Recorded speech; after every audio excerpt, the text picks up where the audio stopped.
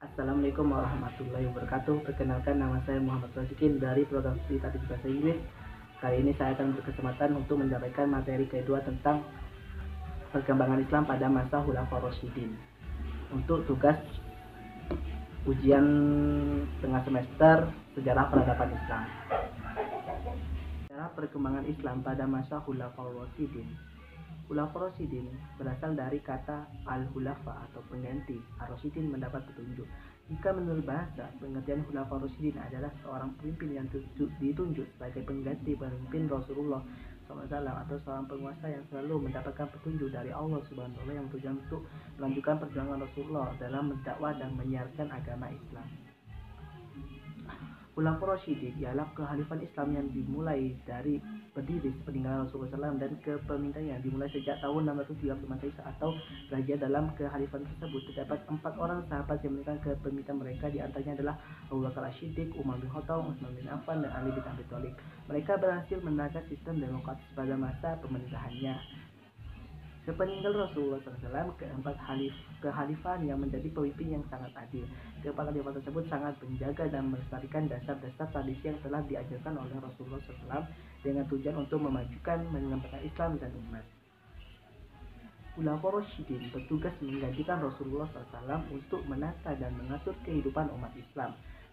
Dalam hal ini, Khulafaur Rasyidin menggantikan tugas Rasulullah dalam bidang kepemimpinan. Khalifah pertama yang menggantikan Rasulullah SAW adalah Khalifah Abu Bakar As-Siddiq. Khalifah Abu Bakar adalah seorang yang pertama masuk Islam dan termasuk salah satu sahabat yang dekat dengan Rasulullah SAW. Abdullah bin Abu Hunafa Al-Tamimi adalah nama lengkap dari Abu Bakar.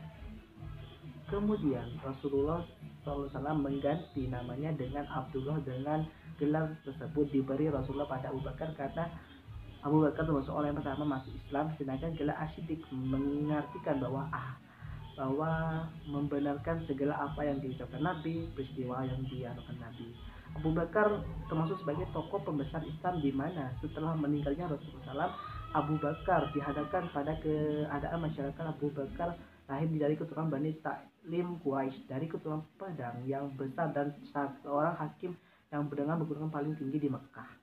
Kepemimpinan Abu Bakar dimulai pada tahun 632 Masehi sampai 634 Masehi. Sebenarnya sebelum meninggal Rasulullah tidak pernah meninggalkan wasiat mengenai kepemimpinan. Lalu umat Islam dan para sahabat Nabi dengan penuh semangat mengadakan musyawarah dalam mencalonkan beberapa nama, dan akhirnya Abu Bakar yang terpilih. Abu Bakar mampu mewujudkan kepemimpinan sebagai kekuasaan tersebut bersifat sentral. Kekuasaan legislatif, eksekutif, dan yudikatif, semua itu terpusat pada tangan khalifah. Kepemimpinan Abu Bakar juga di mana Abu Bakar selalu mengajak para sahabatnya untuk bermusyawarah. Abu Bakar meninggal pada tahun 634 Masehi. Dalam kepemimpinannya, Abu Bakar mampu menyelesaikan masalah-masalah yang sedang terjadi dalam tubuh umat Islam. Abu Bakar juga sudah mampu mengembangkan Islam hingga luar Arab. Wajah yang Abu Bakar tinggalkan ialah menunjuk Umar bin Khattab sebagai pengganti dalam kursi kepemimpinannya.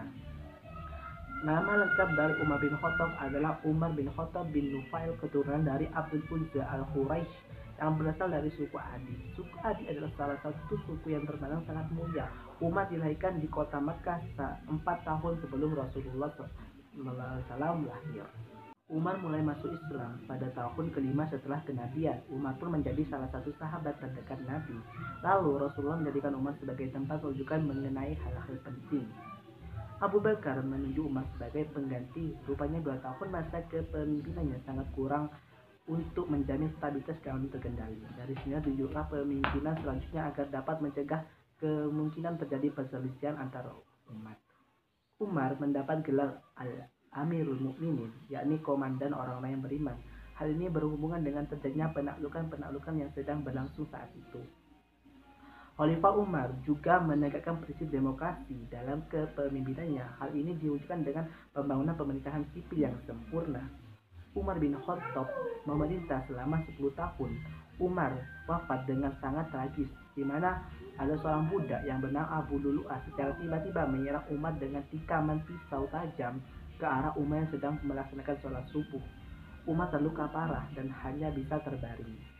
Sebelum wafatnya, Umar mengangkat syura atau komisi pemilih yang akan memilih siapa penerus tongkat kekhalifahan.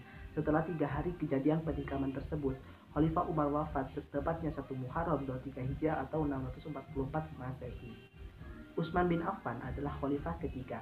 Nama lengkapnya adalah Utsman bin Affan bin Abil As bin Umayyah yang berasal dari suku Quraisy. Utsman memeluk Islam karena mendapat ajakan dari Abu Bakar, dan Utsman juga menjadi salah satu sahabat terdekat Rasulullah. Utsman menjadi julukan Zunnurain yang artinya ialah yang mendapat 2 cahaya karena Utsman menikahi 2 putri Rasulullah secara beruntun setelah salah satunya meninggal. Sama halnya dengan Umar, Utsman diangkat menjadi khalifah dengan melalui proses pemilihan. Namun perbedaannya, Umar dipilih atas penunjukan langsung sedangkan Utsman diangkat atas penunjukan secara tidak langsung. Khalifah Utsman dalam kepemimpinannya berhasil membuat karya monumental yaitu menyusun kitab suci Al-Quran. Penyusunan Al-Quran ini dilakukan oleh Utsman dengan tujuan untuk mengakhiri perbedaan-perbedaan yang sangat serius dalam bacaan Al-Quran. Khalifah Utsman wafat pada tahun 35 Hijriah atau 7 Juni 656 Masehi. Utsman terbunuh saat membaca Al-Quran. Sahabat Ali bin Abi Thalib adalah khalifah keempat. Ali adalah keponakan menantu Rasulullah. Khalifah Ali adalah anak dari Abi Thalib bin Abdul Muthalib. Ia merupakan sepupu dari Rasulullah yang telah ikut dengan sejak terjadinya berbahaya kelaparan yang mengancam kota Makkah. Khalifah Ali adalah khalifah yang memiliki banyak kelebihan dan juga termasuk pemegang kekuasaan. Tugas pertama yang dilakukan Ali adalah mewujudkan cita-cita Abu Bakar dan Umar, yakni dengan menarik kembali semua tanah hibah yang telah dibagikan Utsman kepada kaum kerabatnya ke dalam kepemilikan negara. Khalifah Ali juga merombak struktur Dewan Pemerintahan pada bagian gubernur. Ia menurunkan gubernur yang tidak disukai oleh rakyat. Kepemimpinan Ali berakhir pada tanggal 10 Ramadan 40 Hijriah atau 660 Masehi. Khalifah Ali wafat pada 17 Ramadan 40 Hijriah 660 Masehi. Khalifah Ali dibunuh oleh Ibnu Muljam, seorang anggota Khawarij yang sangat munafik. Cukup sekian yang dapat saya sampaikan, kurang lebihnya saya mohon maaf. Syukran jazilan. Wassalamualaikum warahmatullahi wabarakatuh.